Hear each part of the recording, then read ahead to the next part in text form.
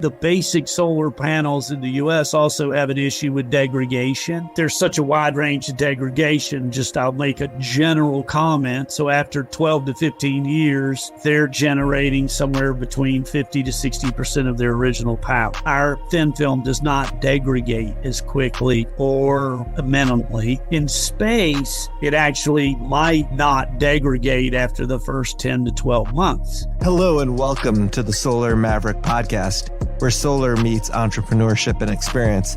I'm your host, Benoy Thanjan, so let's get into it. Hi, this is Benoy, your host of the Solar Maverick Podcast. I would like to thank our sponsor for this episode of the podcast is Schwerd Consulting. Schwerd Consulting is a leading solar consulting firm dedicated to design, engineering, owners representation, and technical consulting in all areas of solar, photovoltaics, and energy storage for the commercial, industrial, and utility markets. At Schwerd Consulting, they like to say, we know solar, we just don't do solar. What sets them apart is their 100% focus on solar, while having an extensive background in building and utility engineering and understanding the business of our clients. They're involved with the trends, technologies, vendors, policies, utilities, codes, and financial considerations for the industry. Therefore, value add for them is not just a slogan, it's what they practice in order to have a loyal customer base and gain trust. Schwerd Consulting has been in business for 9 years and has provided services for approximately 1 gigawatt of PV across over 800 sites in 17 states plus the Caribbean. Let Schwerd Consulting take the burden off of you and bring ease and expertise in all areas of engineering and design, or help you navigate the technical world of solar. If you're interested in learning more about Schwerd Consulting, you can call them at 215-219-6718. That's 215-219-6718, or email to admin@schwerdconsulting.com. Schwerd Consulting's website is www.schwerd.consulting.com. We'll also have that in the notes of the podcast. I've known Steve for 15 years. Him and his team does an amazing job with their clients, and I appreciate him supporting the podcast. And he's also been on several episodes of the Solar Maverick Podcast, so definitely check it out through our catalog. And thank you for listening. Let's get into it.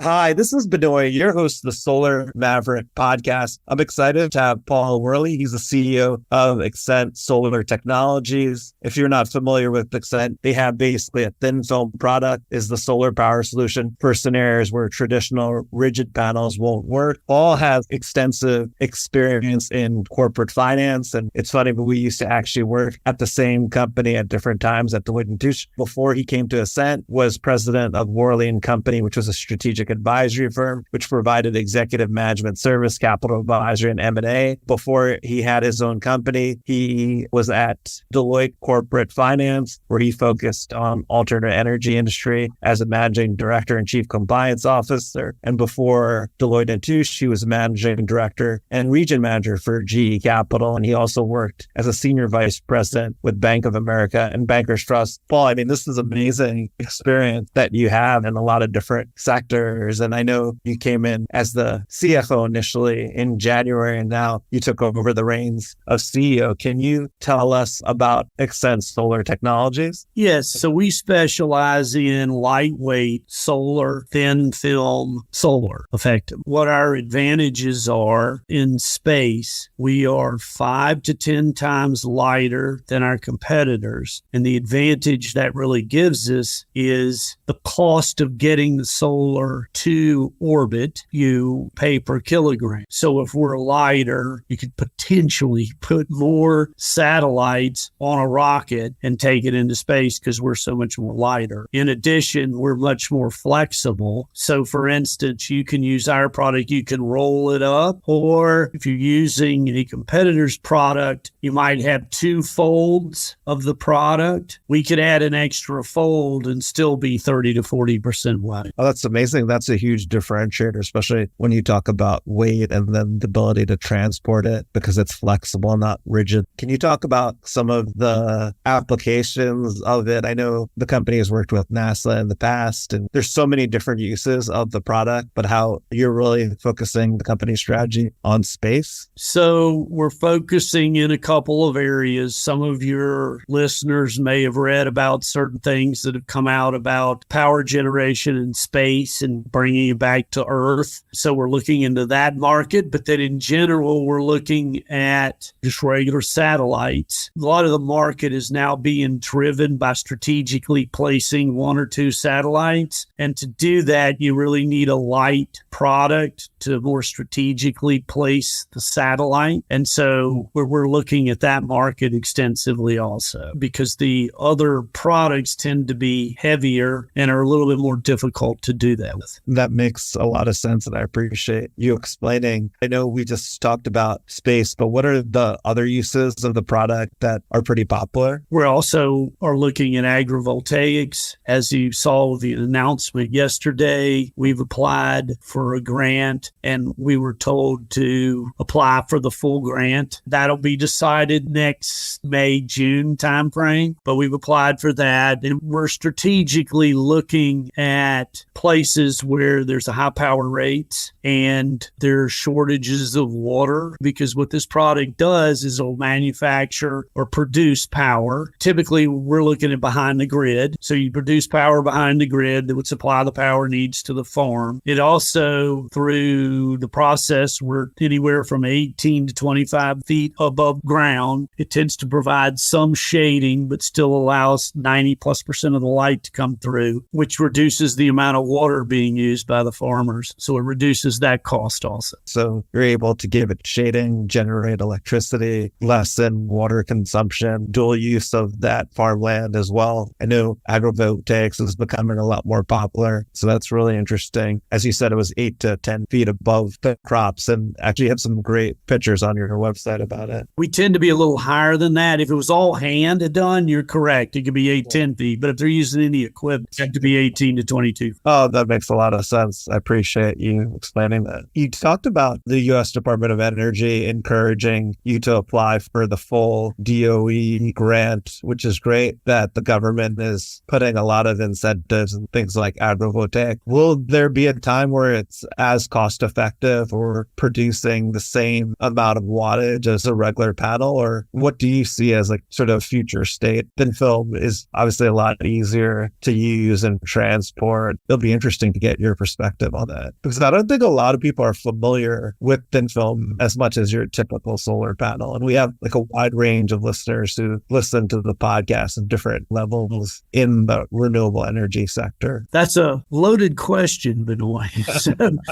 So we're kind of looking at our product a couple of different ways. There's the original efficiency. Am I going to be able to get it to the same efficiency as a solar panel? I would say that would be an admirable goal, but that may take us a while. Sure. But the basic solar panels in the U.S. also have an issue with degradation. There's such a wide range of degradation. Just I'll make a general comment. So after 12 to 15 years, they're generating somewhere between 50 to 60% of their original power. So what we're also looking at is that our thin film does not degrade as quickly or minimally. In space, it actually might not degrade after the first 10 to 12 months. There'll be some additional tests done to prove that out. But if that's the case, then in space, we can put something up there, call it 17 to 18% efficient. Our competitor starts off at 25 to 30% efficient, but after 5 years, they're at 11%, and we could still be around 15. Then it also would stay up there longer to allow satellites to stay up long. So on the ground, what could happen is, yes, ours might be a little bit more expensive, but when it's installed, I don't ever picture it being installed on ground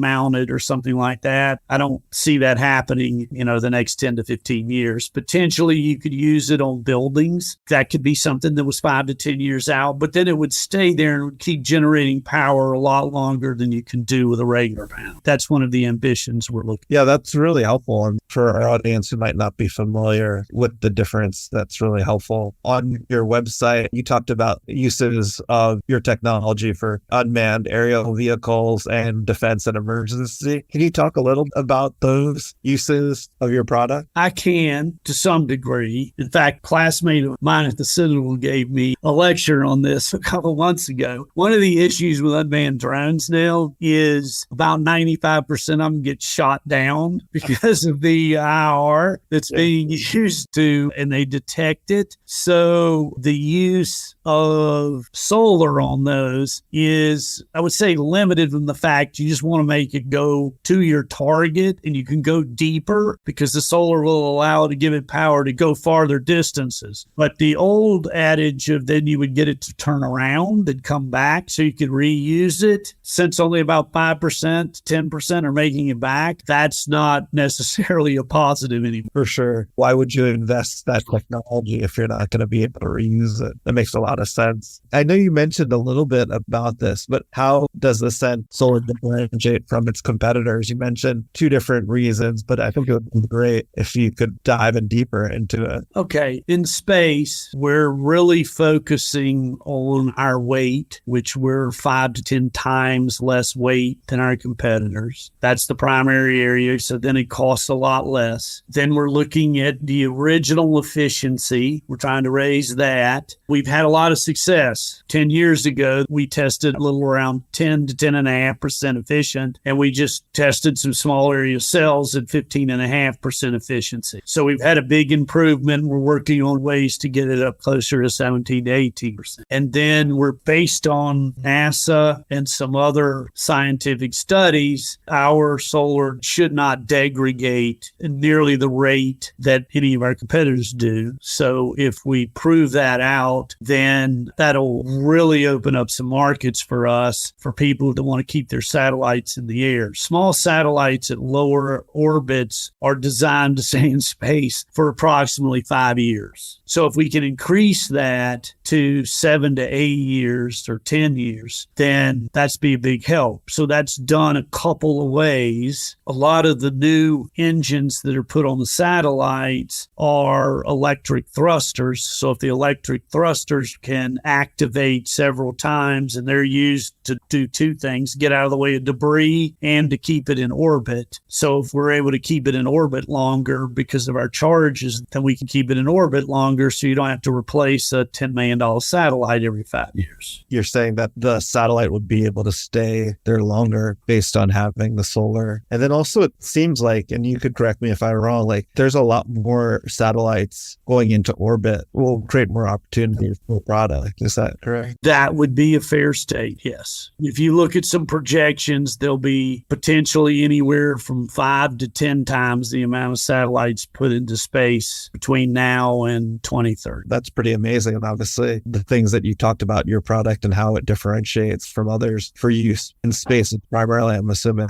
for satellites, right? I mean, I guess it could be used for rockets and space shuttles and stuff. I mean, there's more opportunity with satellites. Yeah, it typically takes too much energy to get a rocket into space carrying payload. That'll be more difficult to do with electricity. Now, there's some other technologies out there. There's a couple of groups out there that are looking at putting them on a runway-based product that would take it up and come back down. And then there's another group that is looking at technology that will put it up using technology, but it does not use carbon-based fuels to get it into space. As far as like purchasing your product, do people directly purchase the product through you or through distributors? Or how does that normally work? We're contracting directly with the user. Oh, with the user. We don't run through a distributor. No. That's very helpful to understand. And what do you see as a future for Ascent Solar? I know you talked a little bit about obviously space being a big commitment for the future. Now you have fresh eyes into the company. You started as CFO in January and took over as CEO recently. What do you see for the future of the company? When I took over as CEO, I clearly pivoted the company in two directions, and that is in space and aerospace and some in agrivoltaics. And that's where we're concentrating, and that's where we think the future. I can't get into too much more specifics, specifics because we're publicly traded, but that's for sure. Yeah, that would be helpful. Like if people want to learn more, like what exchange and what's the ticker symbol for Ascent? ASTI. Okay, AST. And it's traded on the NASDAQ, is that correct? NASDAQ, yep. Okay. It was interesting because Paul and I were talking about with the announcement from the DOE about putting the application in, how that created a lot of positive volatility for the stock. Yes. And I know, obviously, since it's publicly traded, there's limitations on what you could say. A lot of limitations.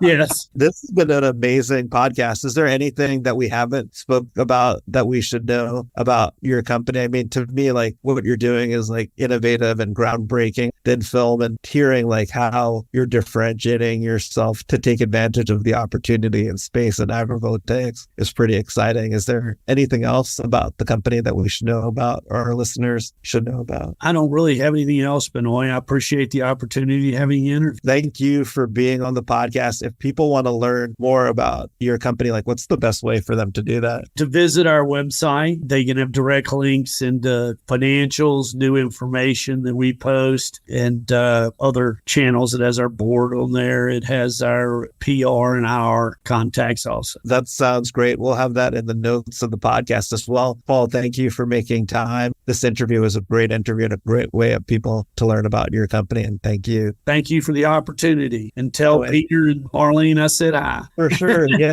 Paul's talking about actually two people that we worked with at Deloitte & Touche. And as you know, Paul, like it's about relationships, and it's amazing how small of a world. I actually was telling Paul that I worked for Marlene during my MBA, and then I came on as a full-time employee, and Peter just recently graduated from his MBA program. So we worked a lot together, and it's amazing. Like 7 years later, right? It was 2010 from when I worked with them that you worked with them. It's just amazing how everyone's still kind of in touch, still in the sector and still working together potentially. Yeah. Pretty amazing. Well, thank you again. Thank you. I really appreciate it. Thanks, Benoy. See ya. Thanks for listening to the Solar Maverick Podcast. The Solar Maverick Podcast is brought to you by Reneu Energy. We're a solar development and consulting firm. If you believe that this podcast is adding value to you, please give us a 5-star review and share with those that you think could benefit from this information. Please email all questions, suggestions, and feedback to info@reneuenergy.com. That's info@reneuenergy.com. The Solar Maverick Podcast is produced by Podcast Laundry and executive produced by Benoy Thanjan and Kevin Y. Brown.